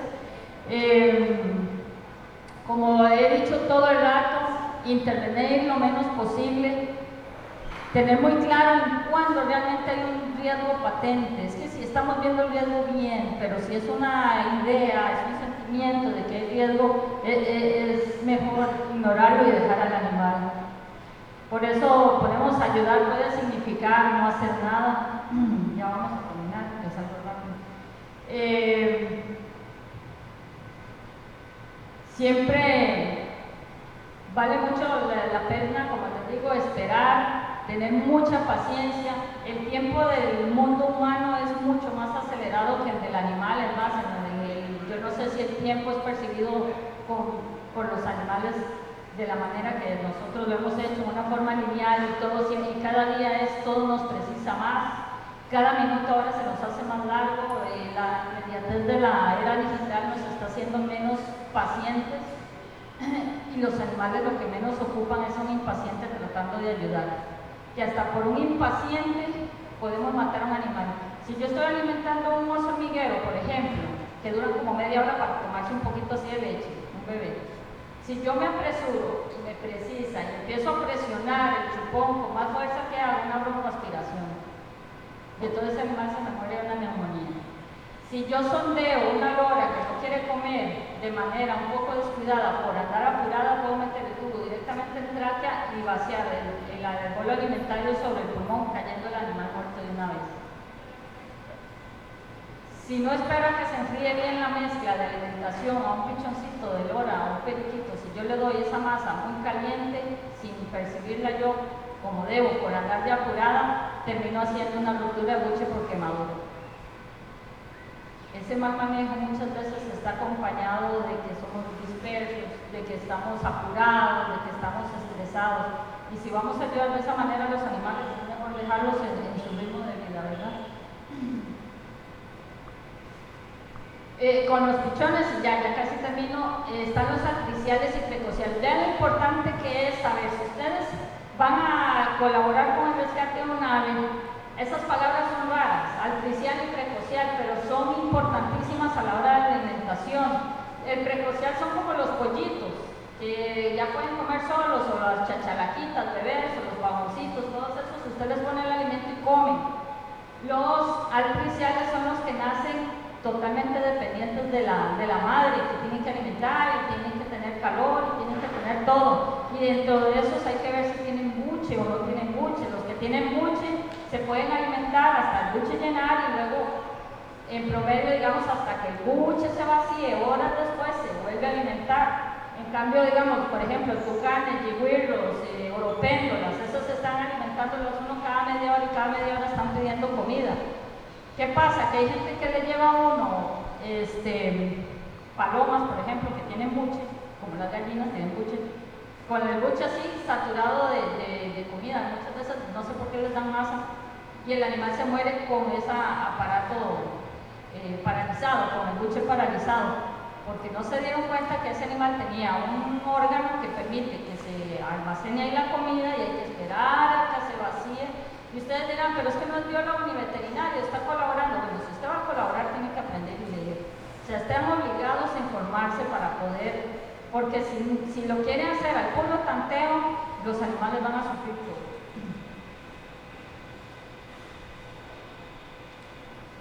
El tipo de dieta puede ser lo más duro de sostener a un animal. Mire, a uno le pueden llegar, este es un pichón de javirú, y este que apenas se ve es un pichón de lechuza. Tal vez la lechuza está más grave que el javirú, pero es más duro mantener vivo al javirú que a la lechuza, porque la lechuza prácticamente uno los enseña rápido a comer con pincita la carne. El javirú lo que come más son anguilas, moluscos de los pantanos, de las aguas, así, aparte del estrés, son aves que no están nunca con humanos, y entonces esos animales al principio, cuando llegan, pueden recibir la primera comida que uno les ofrece, pescado, después todo lo regurgitan y lo vomitan. Entonces, eso yo no sé si conocen a Johnny Villarreal, ese estudia javirúes. Nosotros preferimos, cuando nos llaman de las arroceras, que hay un javirú pichón con una bala quebrada, una pata quebrada, déjenlo ahí, que termine su papel en la naturaleza. Porque trayéndolo aquí, ¿qué voy a tener que hacer yo? Primero, si está fracturado de una pata, es la eutanasia. Si es de un ala, mantenerlo vivo para tenerlo en un santuario va a ser un dolor porque este bicho no va a querer comer, entonces se mueren de estrés. Entonces, hay animales con los que uno a veces dice, mejor no luchemos. Él está cumpliendo una parte de su cadena de vida, él servirá de alimento para otros. Otros animales crecerán un poco más mientras los papás lo alimenten y ya la vida decidirá con ellos. Pero el centro de rescate no va a ser la solución para él. Más bien quitamos organismos que pueden alimentar a otros. Los manigordos, hace un ejemplo, que el manigordo ya vimos que es como el gato más problemático de la conservación. Todo el mundo lo atropella, todo, bueno, es un animal que es muy interesante, pero da lata. Los manigordos, y esto yo siento que hay explicación por esto. El manigordo es el que tiene la tasa de crecimiento más lenta de los felinos en Costa Rica. Eso quiere decir que dura más en crecer, que pasa más tiempo con la mamá, dura más de un año con la mamá, es más pegajoso y todo, y resulta que cuando los estamos criando, ellos se vinculan mucho a uno. Esther y yo, cuando nos llevan manigordos, como que vamos a tener que lidiar con esto, porque se vuelven es como el golden retriever de los felinos, súper pegados a uno y todo, y hay que empezar, que otros gatos se resisten más a esa impronta. En cambio ellos es 2 o 3 días cuando son cachorros y ya son gatitos no domésticos, porque no van a ser domésticos, pero muy manejables y muy pegados, y quieren estar viendo lo que uno hace. Y en la vida natural, si ustedes leen historia natural, son muy dependientes y todavía tienen casi 2 años y viven en el territorio materno. Son animales que, sin llegar a ser sociales, tienen una mentalidad muy social, es como el gato amiguero. Yo creo que esa es parte de su pecado, el pobre, moverse, transitar por todo lado y enfrentarse a tanta cosa. Pero vean, un gato de estos, un manigordo, a mí me llega un manigordo de 1 mes. Hay que tenerlo 1 año si es un buen individuo, casi siempre hembras, independientes. Pero puede ser hasta 2 o 3 años tratando nosotras de modificar el comportamiento para que sea un candidato a la liberación. Eso significa, y me ha pasado, y he tenido funcionarios, no ellos son de los mejores, he tenido un funcionario que me ha dicho, es que hoy salgo temprano, no puedo ir a devolver el gato al nido donde está la mamá. Y nosotros pero vea, es que es un proceso que no va a tardar 24 horas y con eso nos vamos a ahorrar hasta 3 años de trabajo, de éxito dudoso con ese animal. Hace poco tuvimos un caso muy interesante con una gatita que tuvimos que amputar la cola porque con una chapeadora le cortaron el rabito o le quedó guindando, pero el funcionario estuvo ahí y dijo, yo lo llevo, yo lo traigo todo, y al final la madre vino a recogerlo. Si no, esa gata ahorita estaría aquí, en las pomas y esperando nosotros que no se altere mucho el comportamiento, que hay que esperar 2 años para que se libere, que sea una cazadora, en fin.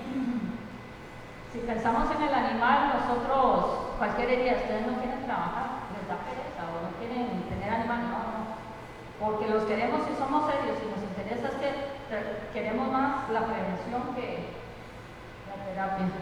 Bueno, retos, todo lo que les he dicho, cada especie es diferente, cada una come diferente, cada sistema digestivo es diferente, por ende, cada bacteria o hongo que tienen estos animales en su digestión es completamente diferente. Y es ahí donde, cuando nos llegan estas crías recién llegadas, nosotros tratamos de cuidarle mucho el sistema digestivo porque fue lo único que los papás pudieron dejarles de herencia a ellos, una flora por la leche, por la alimentación, digamos, las crías mientras amamantan, chupan la piel de la madre, todas esas bacterias se van adentro y son sus defensas. Pero cuando estos animales han pasado primero por una casa que les dan leche de caja, luego les dan carne, salchichón, todo lo que se les ocurra, estos animales vienen con el sistema digestivo lavado y con eso toda la debilidad corporal, porque toda la inmunidad nace en el sistema digestivo. Bueno, esto era porque era para otra presentación. Cuando ustedes encuentran cachorritos así de zorritos de zarigüeya, esos sí son abandonados. La mamá, si se le cae uno, se queda, espera unos 15 minutos. Si no se subieron, se fue. Entonces, si la mamá no está y ellos están, tocó recogerlos. Con los primates, es más, yo a la gente le digo, a la orilla de la calle, en un patio con perros, váyase. Deje el bicho ahí en medio portero que los papás se van a encargar. Porque los primates es un mundo.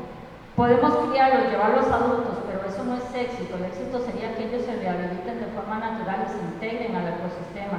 Y eso es muy complicado. Y que les diga a ustedes en un centro de rescate que ellos son exitosos con la rehabilitación, me los presentan. Porque nosotros sí hacemos grupos, los rehabilitamos, de 10 se integran 2, 3 hembras a las tropas silvestres. Sí hay éxito relativo.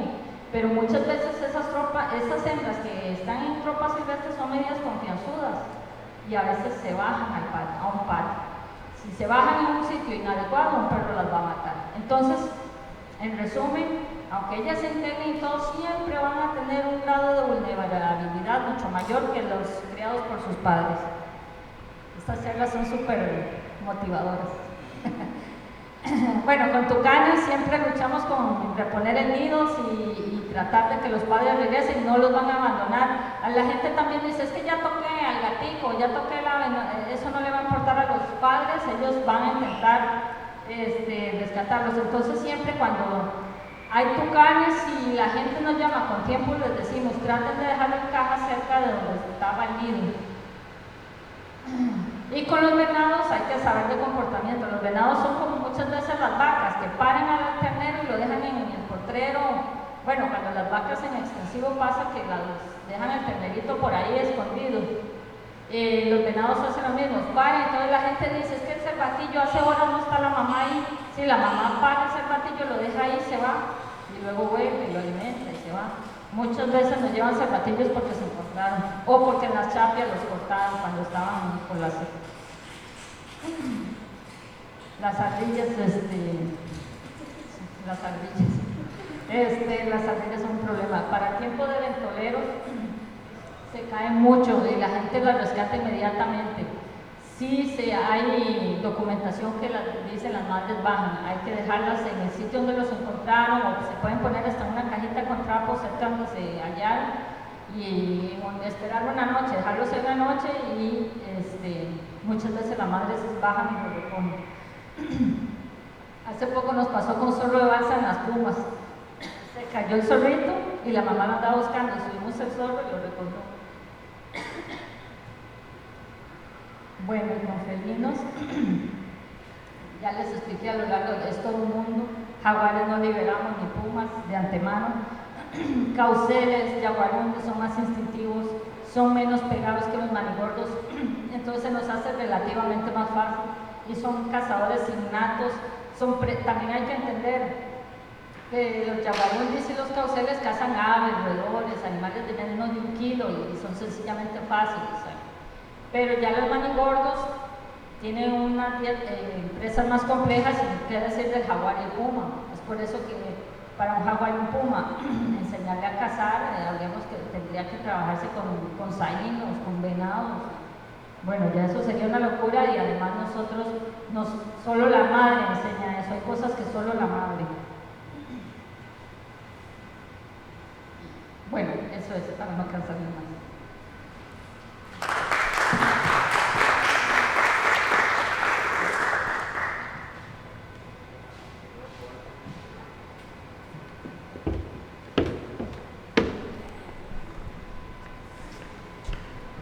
Bueno, muchísimas gracias a Esther y a Marta. Yo creo que fue una excelente forma de concluir nuestra intervención, al menos momentánea, en esta zona. Creo que unos datos realmente alarmantes y el tema de la sensibilización, la exagerada sensibilización con los animales es ahora una problemática cotidiana para todos los que trabajamos con animales. Muchísimas gracias de verdad a las dos, y como les comenté al inicio, esta charla para quienes no pudieron asistir el día de hoy va a ser grabada y va a ser compartida en redes sociales y en algunos otros canales de divulgación para que también ojalá la gente pueda acceder a ella y a esta información tan importante. Muchas gracias nuevamente a ambos. Y bueno, como les dije, para ya concluir esta actividad vamos a tener una presentación artística. Yo le digo artística, a cargo del grupo Electrizarte, entonces bueno, los dejo aquí acompañados. Nosotros somos el proyecto Electrizarte. y es un proyecto de acción social también, de extensión cultural. Voy a acomodarme por acá rápidamente. Y para hacerlo rápido también, porque sé que, bueno, tenemos que volver y todo lo demás.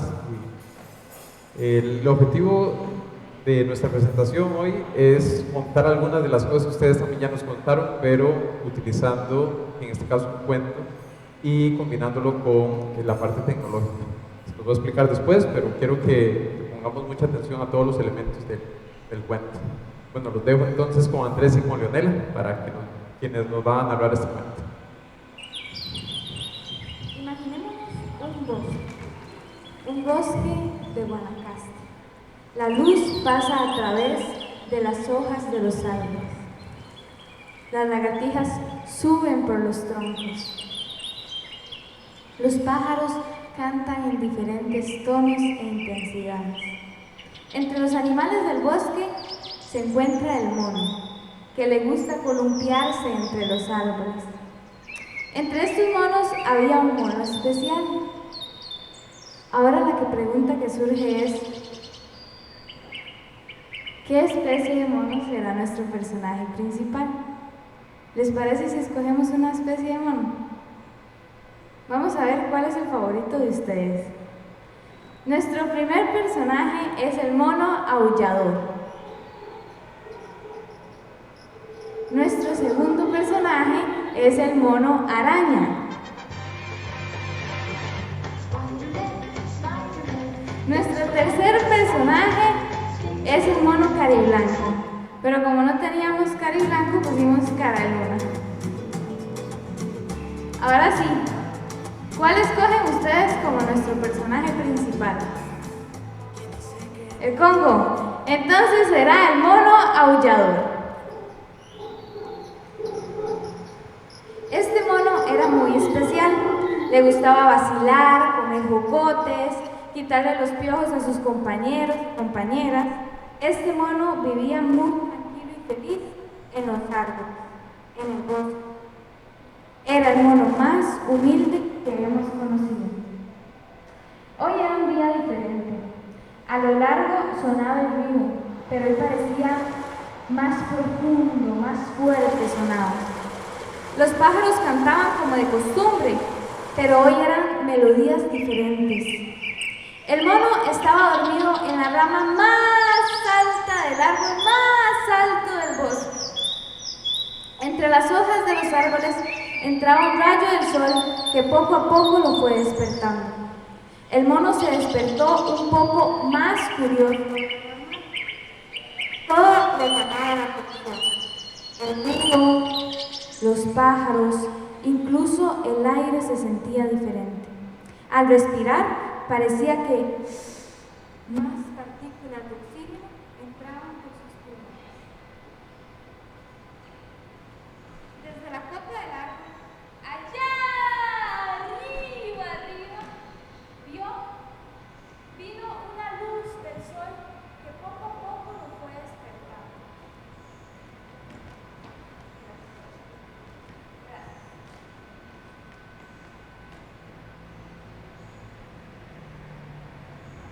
Después vio una luz blanca que brillaba desde lo bajo, de abajo a abajo brillaba. Como si estuviera hipnotizado, el mono bajó rápidamente por el árbol para intentar atrapar eso que no sabía qué era, pero poco a poco se fue alejando de su lugar. Pero el mono seguía atrás de esa luz, quitando hojas, buscando caminos, y el ambiente se tornó diferente. Sin darse cuenta, el mono había llegado a la calle. La calle era amplia y grande. El mono vio así y parecía que era infinita. El mono se preguntó: ¿qué será ese árbol tan extraño con lianas negras? Mientras veía un poste de luz. Ahora, ¿ustedes qué creen que debería hacer el mono? ¿Debería cruzar la calle o debería subirse al poste de luz? Subirse al poste. ¿Ustedes qué dicen? Yo sé que van a decir que ninguno, pero necesitamos que escojan.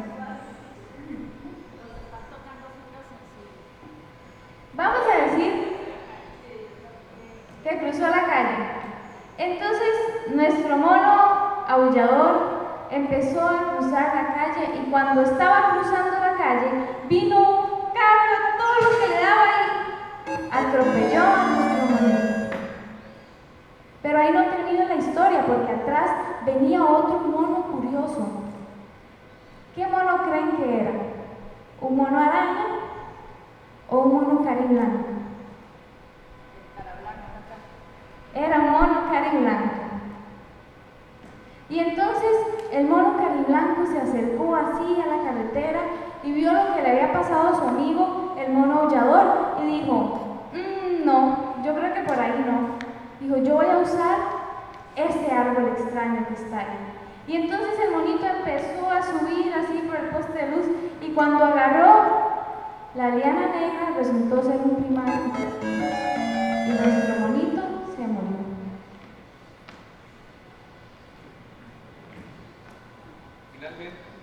Finalmente, un tercer mono vio lo que le sucedió a los monos anteriores.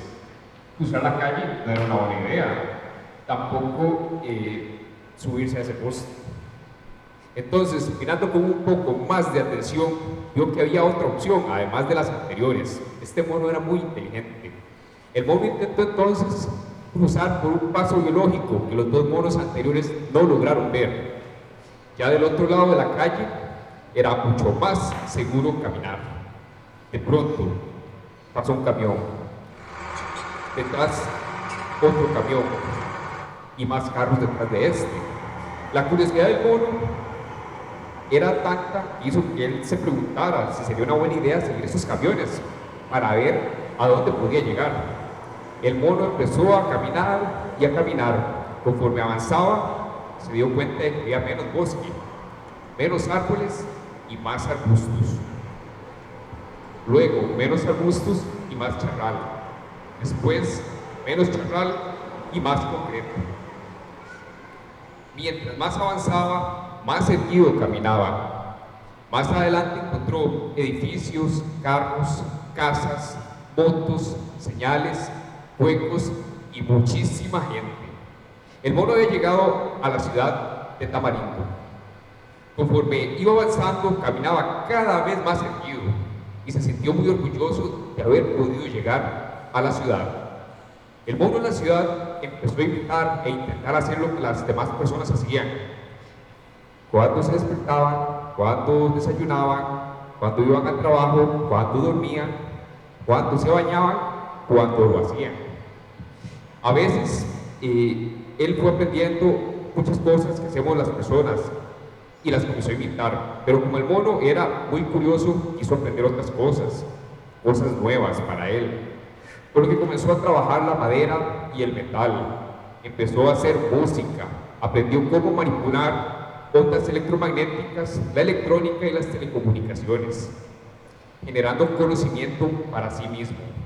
Así que este mono decidió que era necesario utilizar todo este conocimiento que él había logrado aprender para aplicarla en cosas nuevas. Y así es como el mono se convirtió en un inventor. Y entonces el mono empezó a pensar que tal vez todo ese conocimiento podía utilizarlo para crear nuevos instrumentos. El mono agarró un serrucho y ese serrucho lo cortó en pedacitos y luego agarró unas pastillas de guitarra eléctrica y las juntó todas en un pedazo de madera y haciendo toda la instalación eléctrica necesaria y colocando todos los componentes necesarios hizo esto que está aquí, que esto es una calimba eléctrica. ¿Cómo suena la calimba eléctrica? Bueno, más o menos así.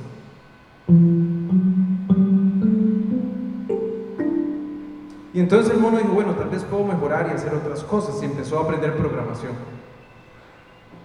Con la programación entonces aprendió a hackear, y aprendió a hackear un Kinect. Y ese Kinect lo utilizó como una cámara que permitiera ver el movimiento de las personas. Y haciendo ese movimiento podía tocar diferentes notas. Solo que ese mono que está del lado derecho no puede ir al lado izquierdo y le pidió al otro mono que estaba al lado izquierdo, que se llama Andrés, a ver si podía tocar el Kinect, ¿verdad? Entonces vamos a ver si el mono Andrés puede tocar el Kinect, para ver qué fue lo que hizo el mono.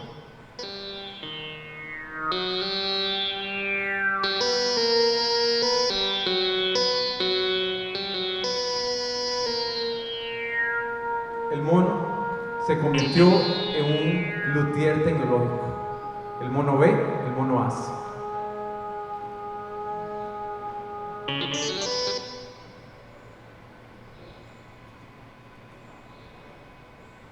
Luego de tanto trabajar, el mono empezó a sentir mucha hambre. ¿Qué puedo comer en un lugar tan diferente como este?, pensó el mono. El mono tenía únicamente dos opciones: recibirle comida a una persona extraña o tomar una fruta del árbol que estaba en la casa y que él lograba divisar en el frente.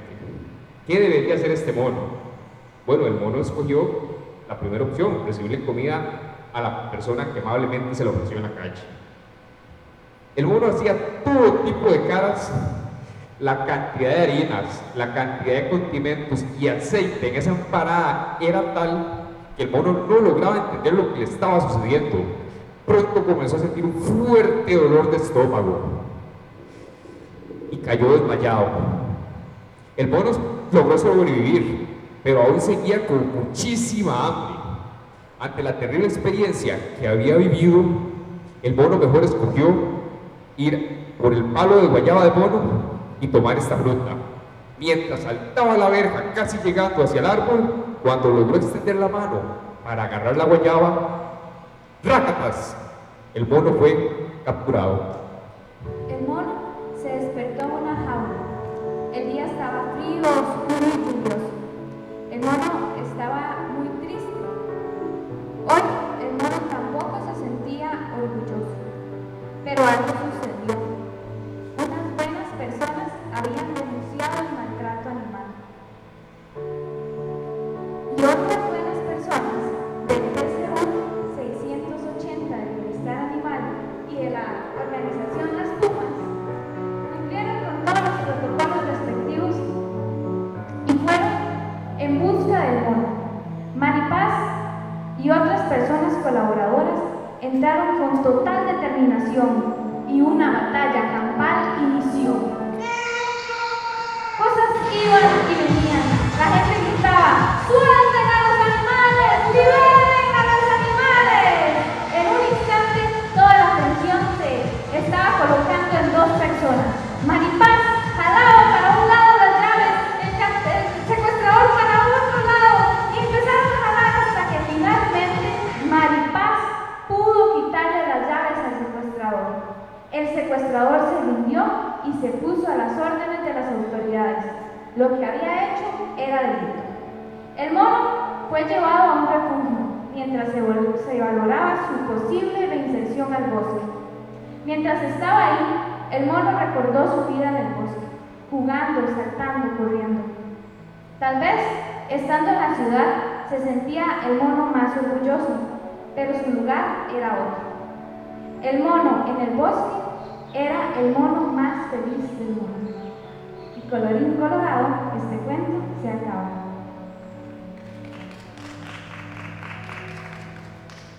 Muchas gracias. Un aplauso para mis compañeros Cristian en la presentación, que nos lo preparó, Aarón en las luces y Jeremy en los sonidos especiales. Muchas gracias.